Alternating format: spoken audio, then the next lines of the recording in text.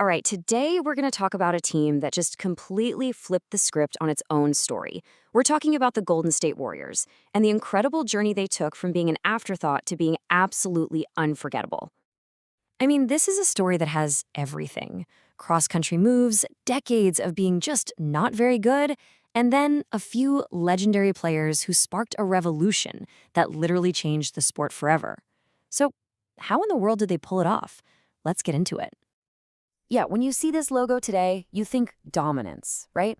A modern-day powerhouse, a team with 7 total NBA championships that has pretty much defined the last decade of basketball. But to really understand how they got here, we've got to rewind way back. And our story doesn't start in California, like you might think. Nope. It actually starts almost 3,000 miles away, on the complete opposite side of the country. The team was actually born way back in 1946, and they were the Philadelphia Warriors. But in 1962, they packed up and made the huge move out west to become the San Francisco Warriors. Then, a few years later in '71, they made one last tweak, rebranding to the Golden State Warriors to represent the entire state. And here's the thing you have to know. Winning was in this team's DNA right from the very beginning. They actually won the league's very first championship in 1947 and then did it again in 1956. They were led by this incredible trio of Hall of Famers. So yeah, success wasn't new to them. And then they drafted this guy, Wilt Chamberlain. He wasn't just a superstar, he was an absolute force of nature. A player so dominant, he literally forced the league to change the rules of the game. And if you need just one number to wrap your head around his impact, it's this one: 100. That's how many points Wilt dropped in a single game for the Warriors back in 1962. It's a record that's, let's be honest, it is never, ever going to be broken. All right, so they're in California now. This should be the start of a golden age, right? Well, it was complicated. We're talking about one incredible out-of-nowhere high, followed by some very, very long lows. So after they get settled in the Bay, they have this amazing, improbable run, led by superstar Rick Barry, and they win the whole thing in 1975. But after that incredible moment, the franchise just fell off a cliff. It was a period fans call the wilderness years, and it was a long, long time in the dark. And I really can't stress this enough. That '75 championship was a massive shock. They were huge underdogs against the Washington Bullets. Nobody, and I mean nobody, thought they had a chance. It's still talked about as one of the biggest upsets the NBA has ever seen. But even during those tough years, there was this one shining bright spot: Run TMC. Man, this trio, Tim Hardaway, Mitch Richmond, and Chris Mullin, they were just electric. Their style was all about speed and scoring. They made the Warriors appointment television, a flash of pure brilliance, even if the success didn't last. So how did they finally break the cycle? Well, the real turnaround, the dynasty we all know now, didn't start with some flashy trade or big free agent signing. Nope. It was built piece by piece through some of the smartest, most patient drafting you'll ever see. And this right here, this is the blueprint. It all came down to 3 key draft picks. In '09, they get Steph Curry. In '11, Klay Thompson. And then the real masterstroke, finding Draymond Green, the heart and soul of the team, with the 35th pick in 2012.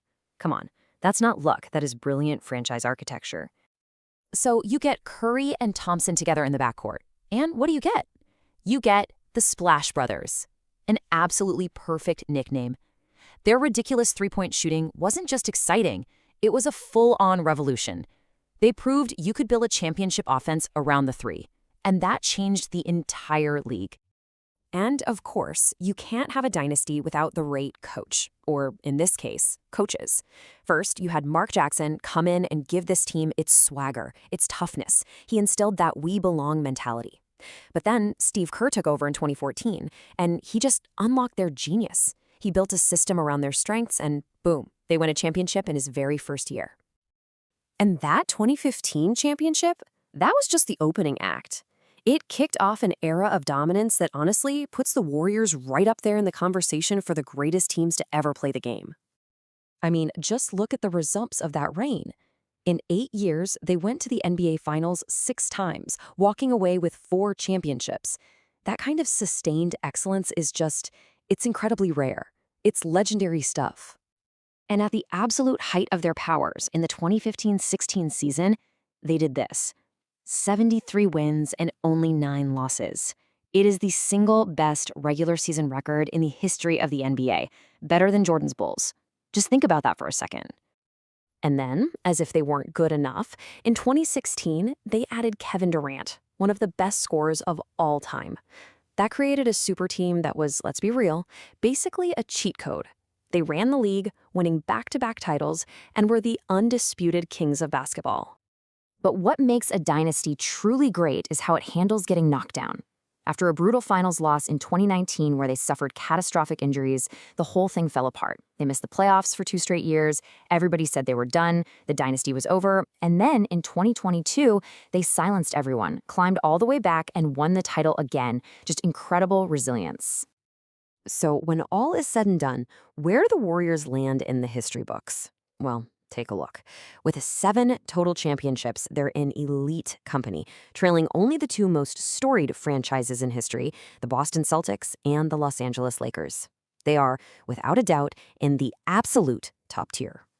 So from Philadelphia to the Bay Area, from Wilt's 100-point game to the Splash Brothers revolution, what a ride it has been. It's a truly remarkable story. The only question left to ask is, after all the history, all the records, and all the rings, what's the next chapter?